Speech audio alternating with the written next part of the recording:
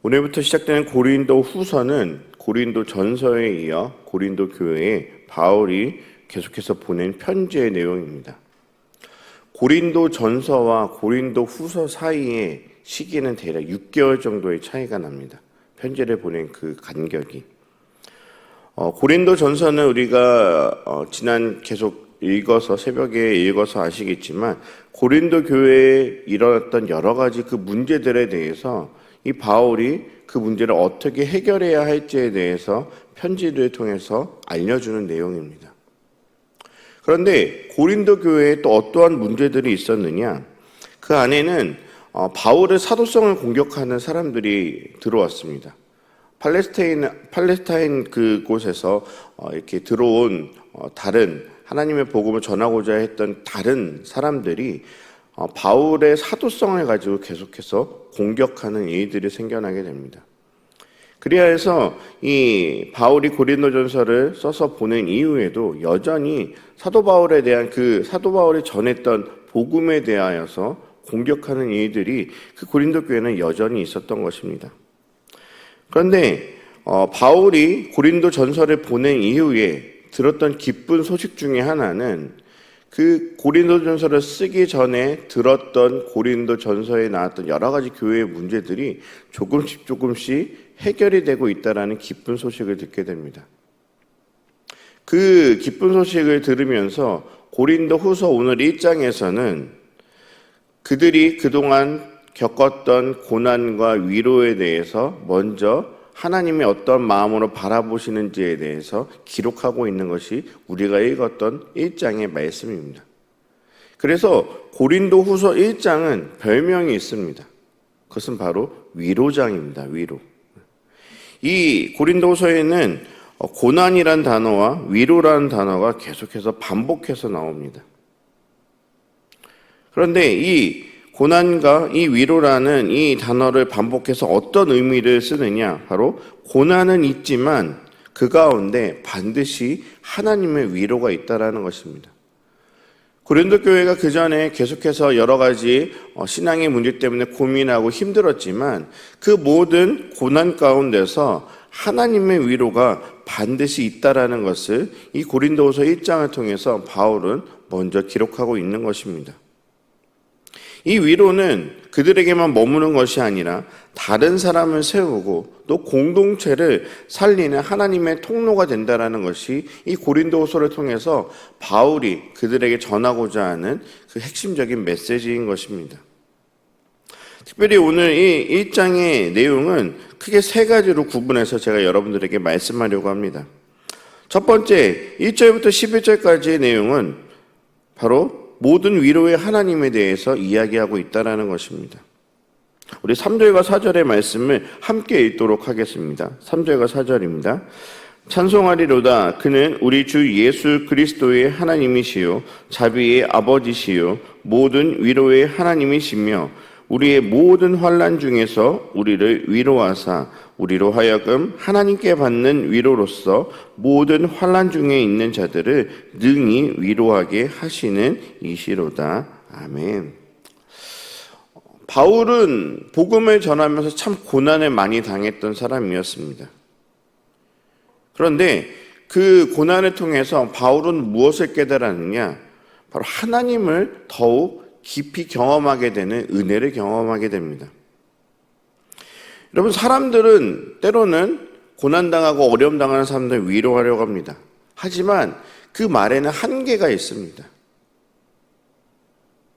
그 사람들이 아무리 공감을 해서 위로를 해주려 한다 할지라도 그 위로가 100% 듣는 이들에게 문제가 해결되는 것은 아니기 때문입니다. 그런데 하나님은 우리의 모든 상황을 아시고 계신다는 것입니다. 때로는 내가 가고 있는 그 길이 내가 원하는 그런 기쁨의 길이 아니라 고난의 길인 것 같다 할지라도 지나고 나서 보니 그것 또한 하나님의 은혜였음을 우리는 신앙생활하면서 경험하는 적들이 많을 것입니다. 사도 바울은 자신의 그 신앙의 여정 가운데 경험했던 이 고난 가운데 역사하시고 위로해 주시는 하나님을 이 고린도 교회의 이 성도들에게 다시 한번 전했던 것입니다.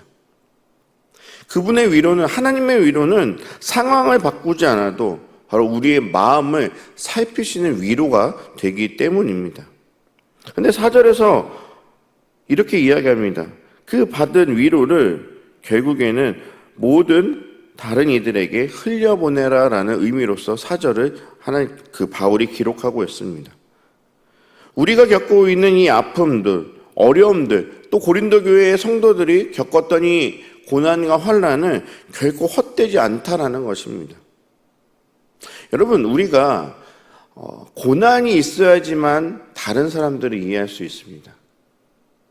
식물도 마찬가지입니다. 온실 속에서만 자라났던 그 식물들은 조그만 찬바람이 불어도 금방 시들어버리고 맙니다. 하지만 강한 바람 가운데서 자라났던 그런 식물들은 어느 곳에서든지 조금 더 강인하게 버틸 수 있는 것입니다. 어찌 보면 우리는 고난을 겪고 싶어 하지 않지만 그 고난 때문에 우리는 더 강해질 수 있는 것이고 또 그 고난을 겪는 이들에게 진정한 위로를 줄 수 있는 것입니다. 오히려 하나님은 이런 고난을 당한 자들을 통하여서 다른 사람을 살리는 통로로 사용하신다는 것을 우리는 이 오늘의 말씀을 통해서 깨닫게 된다는 것입니다. 하나님이 주시는 이 고난과 어려움은 우리가 피해야 할 것이 아니라 바로 그 고난을 통해서 우리에게 주시는 하나님의 위로를 경험해야 하는 하나님의 은혜라는 사실을 우리는 기억해야 합니다. 그래서 두 번째, 오늘 이 1장의 이야기를 통해서 두 번째 우리에게 주시는 메시지는 바로 하나님의 약속을 붙드는 삶이 되어야 한다는 것입니다. 20절의 말씀을 같이 한 목소리로 읽겠습니다. 20절의 말씀입니다. 하나님의 약속은 얼마든지 그리스도 안에서 예가 되니 그런즉 그로 말미암아 우리가 아멘하여 하나님께 영광을 돌리게 되느니라. 아멘. 계속해서 바울을 공격했던 고린도 교회 교인들은 하나님이 약속하시고 하나님의 그 은혜를 계속해서 바울이 지키지 않았다. 고린도 교회에 오려고 했던 그 모든 상황을 어겼다라고 하면서 바울을 공격합니다. 근데 바울은 자신의 이런 상황을 어떻게 변호하느냐? 바로 하나님의 약속이었다는 것입니다. 원래 처음에 고린도 교회에 가려고 했다 가지 못했던 그 이유는 하나님께서 그렇게 인도하셨기 때문이라는 것을 강하게 이야기하고 있습니다. 우리가 힘들고 어려울 때 나를 위로해 주시는 그런 어떤 도움의 손길을 원합니다. 하지만 때로는 하나님이 그것을 원치 않으실 때도 있다는 것입니다. 바울은 기도 중에 고린도 교회로 가는 것이 아니라 다른 지역에 복음을 전하도록 하나님께서 인도하셨던 그 상황을 다시 한번 이들에게 전하면서 하나님의 약속의 때에 다시 한번 이 고린도 교회에 하나님이 주시는 위로가 임할 것이라는 것을 계속해서 이야기하여 주고 있는 것입니다. 이 20절에서 이야기하는 바울의 핵심은 그겁니다. 하나님의 약속은 그리스도 안에서 모두 예가 된다는 것입니다. 세상의 약속은 변할 수 있지만 하나님의 약속은 절대 변하지 않습니다. 때로는 그 약속이 우리가 원하는 그 과정이 아니라 할지라도 우리가 아멘으로 반응할 때 그 약속은 우리의 삶에서 실현된다라는 것을 이야기하고 있는 것입니다. 마지막으로 23절과 24절의 내용에서 강조하는 것은 무엇이냐? 믿음을 세우는 동역자가 되라는 것입니다. 24절의 말씀을 함께 읽겠습니다. 우리가 너희 믿음을 주관하려는 것이 아니요 오직 너희 기쁨을 돕는 자가 되려 함이니 이는 너희가 믿음에 섰음이라. 아멘. 바울은 고린도 교회를 세웠습니다. 그런데 바울은 이 고린도 교회를 지배하거나 또 자신의 마음대로 다스리려 하지 않았습니다. 오히려 성도들의 믿음을 세워주는 동역자가 되기 위해서 노력했었습니다. 여러분, 교회 공동체는요, 누군가에게 나의 영향력, 또 나의 그 어떠한 그 능력을 드러내는 자리가 아닙니다. 교회 공동체는 서로의 믿음을 돕고 서로 그 기쁨을 나누는 것이 바로 이 교회 공동체의 진정한 역할인 것입니다. 물론 이 교회가 운영되기 위하여서 우리가 직책이라는 것이 있고 직분이라는 것이 있습니다. 하지만 그것의 직분이 높고 낮음의 의미가 아니라 이것은 서로를 돕기 위해서 하나님께서 세우신 직분이라는 사실을 기억하며 우리는 항상 서로를 믿고 기쁨으로 함께 나누는 이 공동체가 바로 이 교회의 자리가 되어야 한다는 것입니다. 여러분, 오늘 이 말씀을 통하여서 이 세 가지를 반드시 기억하십시오.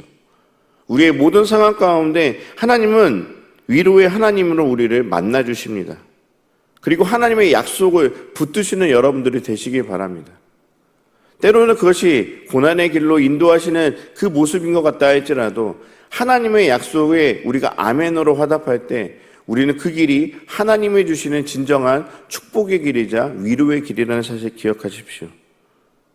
그리고 우리가 함께 신앙생활하는 이 모든 교우들 안에 믿음을 세우는 서로의 동역자가 되어주시는 우리 귀한 성도님들이 되시기 바랍니다. 이러한 삶을 살아갈 때 우리의 삶에서 고난을 위로로 또 절망을 소망으로 바꾸시는 하나님의 은혜를 매일매일 경험하게 될 것입니다. 우리가 속해 있는 가정, 우리가 속해 있는 이 교회가 이러한 하나님의 은혜를 경험하는 귀한 공동체가 될 수 있도록 함께 기도하며 나아가시는 귀한 하루가 되기를 간절히 소망합니다.